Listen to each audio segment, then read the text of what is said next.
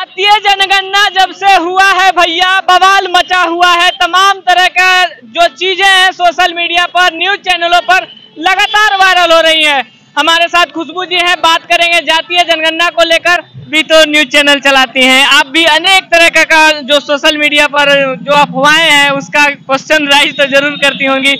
आप क्या बोलेंगे जातीय जनगणना को लेकर? जातीय जनगणना हमें लगता है जो आज हुआ है वो बहुत पहले हो जाना चाहिए था। आप तो बोले पहले हो जाना चाहिए था, यहाँ तो लड़ाई हो रहा है कि क्यों हो गया? नहीं हो रहा है, अब लोग अपने अधिकार के लिए जाग रहे हैं। इतने दिन से जो सोए हुए थे, जिन्हें पता ही नहीं था कि उनका अधिकार कैसे छीना गया है, कैसे उनके अधिकार से उनको वंचित रखा गया है, आज वो इंसान अपने अधिकार की बात कर रहे हैं। समझ रहे हैं कितना बड़ा बदलाव हुआ है। एक छोटी जातीय जनगणना से महज 1 महीना चला होगा, 1 से 1.5 महीना में पूरा जातीय जनगणना बिहार का कंप्लीट हो गया। इतने सारे लोग अपने अधिकार के लिए खड़ा हो गए। जरा सोचिए, ये भारत देश में हो जाएगा तो लोग अपने अधिकार के लिए कितना जागेंगे। और वाकई में समानता का अधिकार तब मिलेगा जब एक से मतलब ऊपर से लेकर नीचे तक जितनी कड़ियां हैं सब अपने लिए खड़ा होगा, चाहे वो दलित समाज से हो, चाहे वो किसी भी समाज, ओबीसी समाज से हो, चाहे जनरल हो, चाहे कोई बैकवर्ड हो। अब जो है हर कोई अपना अधिकार मांगेगा और हर कोई हक से बोलेगा कि हम अगर इतना प्रतिशत हैं तो हमको इतना अधिकार दो। कोई भी सरकार बनेगा तो उसको दावा ठोक सकता है कि अगर तुम हमको नहीं दोगे अधिकार तो इतना % हम तुमको नहीं देंगे। ये बता रहे कि अच्छा चीज है, लेकिन माननीय प्रधानमंत्री जी बोल रहे हैं कि ये तो बहुत गलत हो गया है, वो लोग पाप किए हैं जो भी किए हैं जातीय जनगणना। प्रधानमंत्री जी कुंडली मार के जो 90% पर बैठे हुए हैं तो पाप वो लगबे ना करेगा उनको। वो तो चाह रहे हैं कि लोगों को पता ही नहीं चले कि लोगों का अधिकार क्या। वही तो ये चाह रहे हैं कि जितना दिन से जो कुंडली मार के बैठे हुए थे सारे चीजों पर, तो ये अब खत्म होने वाला है। अब हर वर्ग के लोग उठ कर आएंगे और अपना अधिकार मांगेंगे। जिनकी जितनी भागीदारी उनकी उतनी हिस्सेदारी। तो पेट में तो दर्द होगा ही मोदी जी को, और पेट में दर्द होगा तो गलत तो बताएंगे ही। हमको नहीं लगता है कि बिहार का कोई भी जनता नाखुश। हाँ, आंकड़ा को लेकर इधर उधर एक चीज समझने का प्रयास करिए कि आंकड़ा को लेकर विवाद छिड़ रहा है कि मेरा इतना कम गया, इतना बढ़ गया। लेकिन जातीय जनगणना को लेकर यही नोटिस कर रहे हैं। इससे पहले लोग जातीय जनगणना का विरोध कर रहे थे, लेकिन अभी चीज देखिए कैसे बदल रहा है। अब लोग आंकड़ा को लेकर कह रहे हैं कि मेरा ज्यादा होना चाहिए था। मतलब हर लोग अब ये चाह रहा है कि हम ज्यादा होंगे तो हमको ज्यादा अधिकार मिलेगा। बात समझ रहे हैं? जो लोग कल को कहते थे कि लालू यादव को 9 गो बाल बच्चा है, वो भी आज बोलने के लिए तैयार है कि हमरो 7 गो है। यही मतलब हुआ ना। वो बोल रहे हैं कि जब इतना दिन से मेरा इतना का इतने रह गया और इनका बढ़ गया। अभी बोल रहे हैं ना वही लोग जो विरोध कर रहे थे जातीय जनगणना का, वो लोग आज ये कह रहे हैं कि भाई जब यादवों की जनसंख्या इतनी बढ़ गई तो हमारी नहीं बढ़ी। मतलब तुम भी एक्सेप्ट कर रहे हो कि तुम भी 7-7 गो पैदा करते थे तभी तो बड़ी होगी ना। जो लोग ये आलांछन लगा रहे थे यादव जाति पे कि तुम लोग बहुत सारे बच्चे पैदा करते हो, मुस्लिम पर आलांछन लगाते थे कि तुम लोग बहुत सारे बच्चे रखते हो, आज वो खुद इस बात का गवाही दे रहे हैं कि हमारे पास भी बहुत सारे बच्चे हैं और हमारा आंकड़ा कम निकला है। यही मीनिंग तो यही निकलेगा ना। अब बोलेंगे तो बुरा लगेगा इन लोगों को। तो भैया आप लोग सोचिए कि किस बात की अभी लड़ाई है। अभी इस बात की लड़ाई नहीं है कि जातीय जनगणना क्यों हुई, इस बात की लड़ाई है कि हमारे % कम क्यों हुए और उनके ज्यादा क्यों हुए।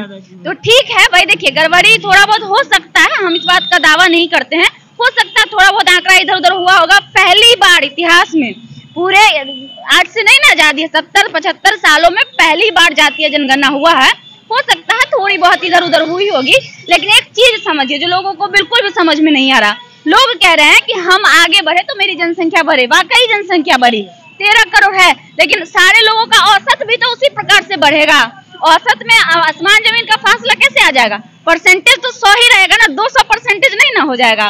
तो औसत तो सेम ही रहेगा ना, औसत में तो बदलाव आ नहीं जाएगा। तो ऐसे में तो सब बोल रहा है यार, कुछ यादव भी बोल रहे हैं कि हम 20% होना चाहिए था, हम 14% है। कोई कह रहा है हम 3% है, हम 8% होना चाहिए था।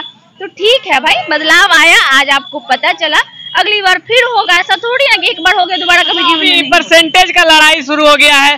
ठीक कुछ दिन पहले जब ये जातीय जनगणना होने की बारी आ रहा था तो तभी सभी लोग बोल रहे थे कि ये लोग आपस में लड़ाने का काम करेंगे, ये लोग जातीय जनगणना करके मतलब क्या हासिल करेंगे, क्या जातीय जनगणना करने से बिहार का बदलाव होगा? बिल्कुल बदलाव होगा। जो 10% 90 भागों पर कब्जा किए हुए थे, आज उनको पेट में दर्द इसलिए हो रहा है कि अब हम कम रहे हैं तो मेरी सारी चीज छीनी जाएगी और उन गरीबों में, उन शोषितों में, उन वंचितों में बांटी जाएगी जिनका असल के वो हकदार हैं।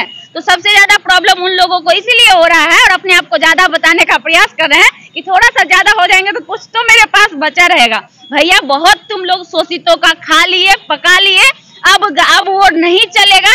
अब हर एक इंसान अपने अधिकार की लड़ाई लड़ेगा, हर एक इंसान बोलेगा कि हम अगर इतना है, चाहे वो सरकार से बोले, चाहे वो किसी से बोले, चाहे वो ठाकुरवादी सोच वाले से बोले, लेकिन अपना अधिकार अब हर एक बिहार की जनता मांगेगी और इसमें कोई दो राय नहीं है। और बहुत ही अच्छा काम हुआ है, एक बार फिर से बिहार इतिहास में नाम लिख लिया कि बिहार पहला जाति जनगणना करवाने, ऐसे हो रहा है और 2 राज्यों में 3 में हो रहा है, लेकिन रिजल्ट जारी करने वाला बिहार पहला राज्य फिर से इतिहास में नाम लिखवा दिया। ऐसा मुख्यमंत्री हर राज्यों में। कुछ लोग तो बोल रहे हैं कि ये जल्दीबाजी में डाटा इधर से उधर करके, मतलब हाई कोर्ट का जो आदेश आने तक के जो फिर से दायर किया गया था कि जातीय जनगणना को रोका जाए, इसके लिए जल्दीबाजी में कुछ भी जो भी उनको समझ में आया, जो अपना जितना बढ़ाना था बढ़ा कर। अच्छा, जब वोटिंग हो रहा था 2019 में, हड़बड़ा के जब रिजल्टिंग हो गया था तब नहीं पेट में दर्द कर रहा था इन लोगों का, तब तो बड़ा उछल रहे थे। याद करिए 2020 याद है ना, भुला है नहीं ना है, 19 भी याद होगा, 20 याद करिए कि जब 20 में रिजल्ट की काउंटिंग हो रही थी, 1 महीना भी समय नहीं दिया रिजल्ट का काउंटिंग में, अंदुनान बिना वहां से बॉक्स जो आता था, जो बाहर जो लोग रहते हैं उनका जो बैलेट पेपर आता, बिना उसको गिनने जो रिजल्ट जारी कर दिया था, तब पेटवा में दर्द नहीं हो रहा था। अभी बउआ पेटवा में दर्द हो रहा है, हमको हंसी भी आ रहा है, गुस्सा भी आ रहा है। मतलब कहे तो क्या ही बोले कि जहाँ पे सही चीजें होनी होती है यहाँ पे इनका मुंह नहीं खुलता है। लेकिन आज जब दलितों की बारी आई है, शोषितों की बारी आई है, वंचितों की बारी आई है, तो इन लोग का मुंह खुल रहा है, फड़फड़ा रहे हैं। कोई कह रहे हैं मेरा फलना जगह 15 लाख है, तो कोई कह रहे हैं मेरा फलना जगह 50 लाख है। तो भैया सबसे एक निवेदन करेंगे, माननीय प्रधानमंत्री नरेंद्र मोदी जी से आग्रह करिए, पूरे भारत लेवल पर जातीय जनगणना करवा दीजिए। हम तैयार हैं। आप तैयार हैं? हाँ, हम तैयार हैं। जब हम बिहार में करवाने के लिए तैयार हैं तो हम देश में भी करवाने के लिए तैयार हैं। तो आप आग्रह करिए उनसे कि देश लेवल पे करा दो। वो तो नहीं ना करेंगे बेईमानी, ठीक है, थोड़ा देर के लिए आप नीतीश कुमार को बेईमान बोल दीजिएगा, लालू यादव या तेजस्वी यादव को बेईमान बोल दीजिएगा, लेकिन मोदी जी तो आपके आका हैं, उनको तो बेईमान नहीं बोलिएगा। तो आप उनसे आग्रह करिए, डिजिटली जल्दी से जल्दी करवा देंगे और जल्दी करवा देंगे। तो उनसे आग्रह करिए इस जनगणना को बहुत जल्द देश लेवल पे करवाई जाए और उसी रिजल्ट उसी के हिसाब से चलिए, लेकिन बोलिए कि मोदी जी देश लेवल पे करवा दे, हमको कोई आपत्ति नहीं। जातीय कार्ड जो अभी खेला जा रहा है बिहार के राजनीतिक में, ठाकुर जी और राजपूत जी को लेकर तमाम तरह के देख रहे हैं सोशल मीडिया पर अभी घमासान मचा हुआ है, उनको लेकर क्या बोलेंगे? देखिए, वो जातीय कार्ड नहीं खेला गया था, वो सोच विचारधारा को लेकर कार्ड खेला गया था।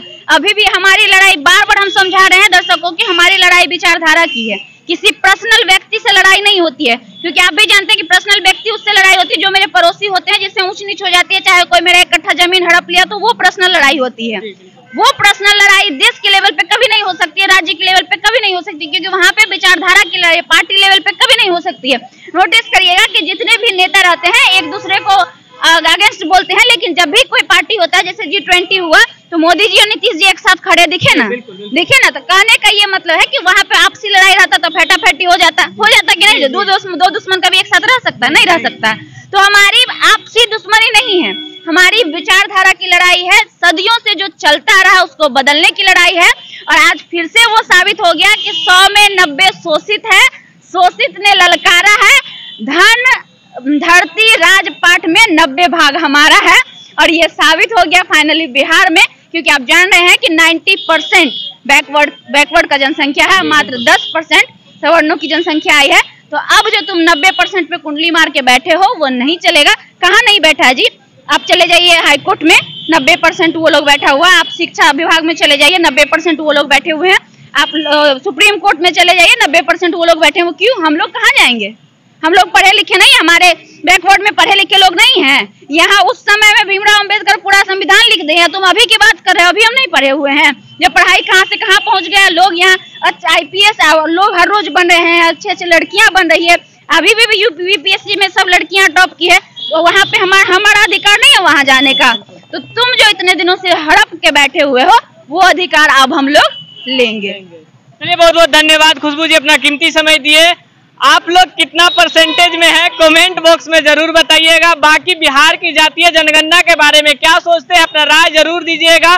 क्या आपका भी परसेंटेज घटा है, कितना % घटा है, वो भी लिखकर जरूर बताइएगा। फिर मिलेंगे किसी और खबर के साथ, तब तक के लिए जय हिंद।